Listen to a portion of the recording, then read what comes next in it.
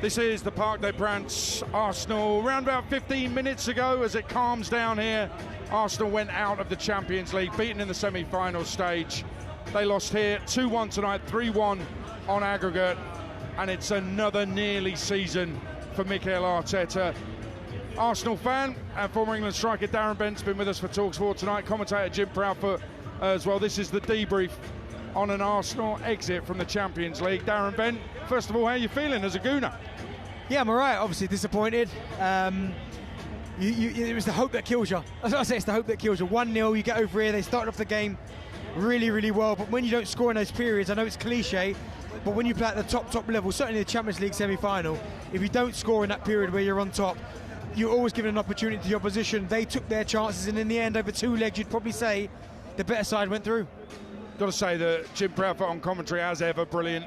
Gave us some superb stats. The XG said that Arsenal were arguably the better side. So, Jim Proudfoot, is that true? Were Arsenal actually the better side here tonight?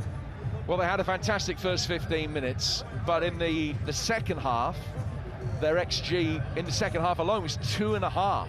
Now, they scored 1. Saka missed a great chance. He then had another effort which was brilliantly saved by Donnarumma. So that's how the 2.5 is getting stacked up pretty quickly with big moments like that.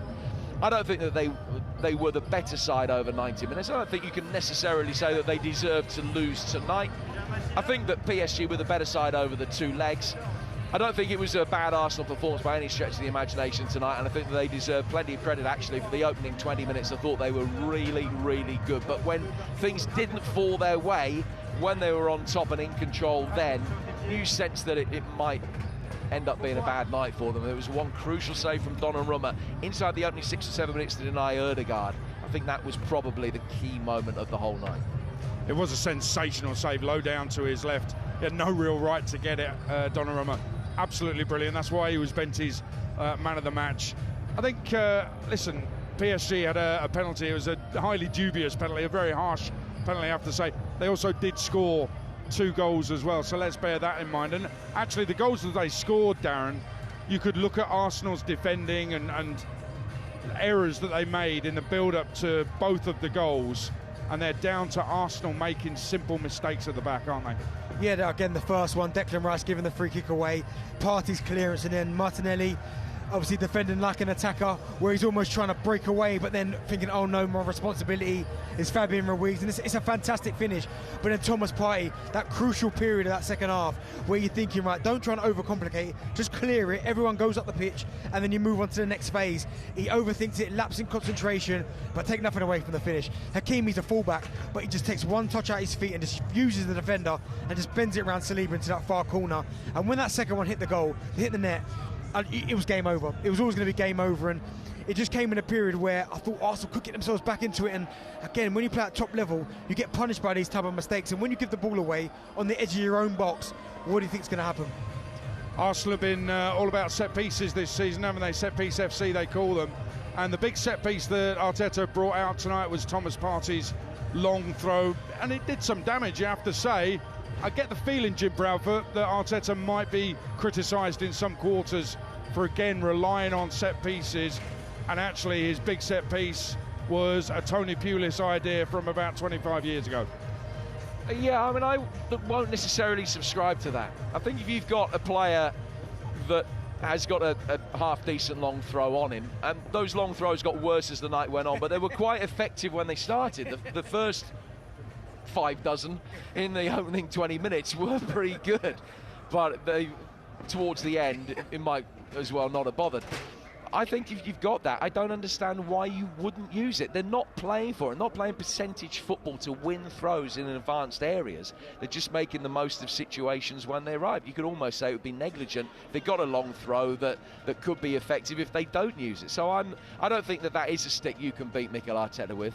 I think he probably will be beaten with it, but I don't think it is a stick that you necessarily can beat him with. So it's funny because Jim said that his first couple were dropping just under the crossbar. I thought, okay, by the end of the game, they just about reached the 18-yard box. So I was thinking, throw it, set, and then cross it. But I mean, I agree with Jim. I think if you're, I mean, I don't want to use Stoke because obviously they'll beat Arsenal with the Stoke tradition, but it is a weapon. If you can get the delivery right into the box, and you've got the likes of Moreno, Saliba, these guys that are willing to head it, then it's probably more effective if Gabriel's there, because he's got that hunger and desire to want to go and head it. But if you're competent with doing it, I would keep using it.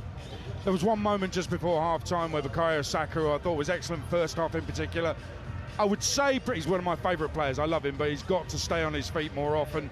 That would be an observation, let's put it that way.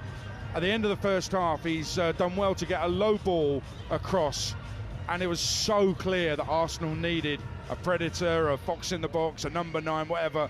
And Darren, I think you felt the same way when we discussed it at half-time. It's so clear and obvious that that's what Arsenal need to do in this summer window. Well, as I said, that's what you call freebies. As a centre forward, that is a free hit, because you haven't got to think about it. You get yourself into position, it comes across, you tap it in the empty net. But the problem is you know what Saka's like, you know how good he is at going past the fullback. It's the fact that the lack of anticipation, because in those scenarios, it doesn't have to be a perfect cross. He's just putting it into an area, and you've got to think to yourself, do you know what? If I get into that 6-yard box, 9 times out of 10, it might not come. But there's going to be that one time, if you get there often enough, it's going to come across there. And the fact that Moreno's not there, Martinelli's not there, and even Declan Rice and even Odegaard, these attacking, forward-thinking players, one of you has got to make that run, because by you all standing outside the 6-yard box, you're not affecting anything. It's an easy clearance for the goalkeeper or the defenders. So in that scenario there, Saka was well within his rights to kind of have a go at the rest of the team by saying, I've done my part, you guys have got to step up and put it in the net. And too many times today that happened, and there was no one in there to put it in the net. I want to ask you both about Mikel Arteta, who it's another nearly season for Arsenal. You can't say it's been a bad season, because you could say there's improvement, because they're in the final 4 of the Champions League. They're, you could say, as good as Barcelona, if you like. They're beaten semi-finalists. So there's a way of spinning it where actually there's improvement. There's a way of spinning it that says it's another failure. It's somewhere in between. But is this good enough under Mikel Arteta? Jim, first of all. Well, I think you have to look at the positives to start with. So it's the first Champions League semi-final since 2009. And they had a long spell where they couldn't even get into the Champions League. So you've got to take that into account. You have to look at the growth that Arsenal have had over 4 or 5 years. We're now complaining about them losing a Champions League semi-final, as opposed to, losing a Europa League round of 16 tie, quarter-final tie, whatever. Even when they were getting to the Champions League every year, they had that spate of round of 16 defeats. So you've got to look at the long-term curve is certainly on the up. The downside, though, is that they've now been beaten in the semi-finals, the last 4 semi-finals they played in major cup tournaments, 2 League Cups, 2 European semi-finals in there. They could get 76 points in the league this season if they win the 3 games they've got left, but even 76 points has only been enough to finish second in 5 of the last 20 Premier League seasons. And I think that when you look at the context of Man City having almost an historically bad season under Pep, Manchester United and Spurs having their worst seasons in generations, Chelsea being below par, a lot of people would say, Liverpool have won the title. I don't think they're going to go down as, and no disrespect to anybody, but I don't think they're going to go down as vintage title winners. I don't think that people will look at this Liverpool team and say, that was one of the best we've ever seen. Now, next season's iteration of it might be, but I don't think this season's will be. I don't think it goes down as a vintage Premier League race, and Arsenal are going to finish a fair way short in that. They're not guaranteed second yet, and even if they get second, they're going to do so with a points total that is below what they would have expected at the beginning of the season. So it's been a season of moments. You've beaten Real Madrid at home, you've beaten Real Madrid away, and you got to a Champions League semi-final. But I think that has been not outweighed, but it is certainly balanced up by failure as well. And I think that if you asked Mikel whether this would be satisfactory for next season, I think he would say no. So on that basis, you've got to say that it hasn't been this time around either.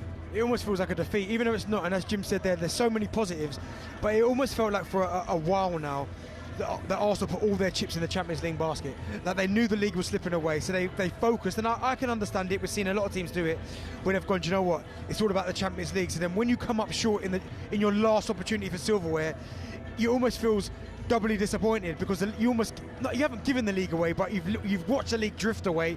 You've got to a Champions League semi-final where a lot of people made you the favourites, even though you've never won it. And then to go out of it in the way that the manner in which you've gone out of it, it just feels a little bit like, have we come on to the end of the cycle? Now, I hope not, because I think Mikel Arteta's still got a lot to give. But at some point, the obvious Arsenal fans are going to say, we've finished second, maybe 3 times in a row. We might finish third this season. We've got to a Champions League semi-final, Champions League quarter-final. But if you look back at Mikel Arteta's time now, yes, he's had to clear out a lot of big players, Aubameyangs, the Ozils. He's won an FA Cup. For the amount of money that Arsenal have spent, are we where we should be when you spend that amount of money? And unfortunately for me, the answer is going to be no. In terms of my view on it, what they said basically, but also what I will say is, I think next season is gigantic for Mikel Arteta. You know, there's no way I would say that they should get rid of him now, but he's got to do something big next season. Quick one on PSG and the final against Inter. PSG have had us out of our seats in this Champions League at times. How's the final going to go? It's going to be fantastic because Inter Milan, we know how good they were when they got past Barca, but they just don't strike me as a typical Italian defensive-minded team, and the semi-final against Barcelona tells you that. I just got this feeling about PSG, just that young, hungry energy, the way that they can kind of go from attack to defence, defence to attack really quickly, that freedom that they play with. I just give them the edge over Inter Milan. They've lost a few games in this Champions League run. Think back to the one against Liverpool here, where they were excellent and contrived to lose it. There was a spell against Manchester City, a game that they dominated and deserved to win, but there was a spell here against City where 15 minutes in the second half they were exposed twice. Villa, they were 5-1 up on aggregate, ended up hanging on to a 5-4 aggregate win.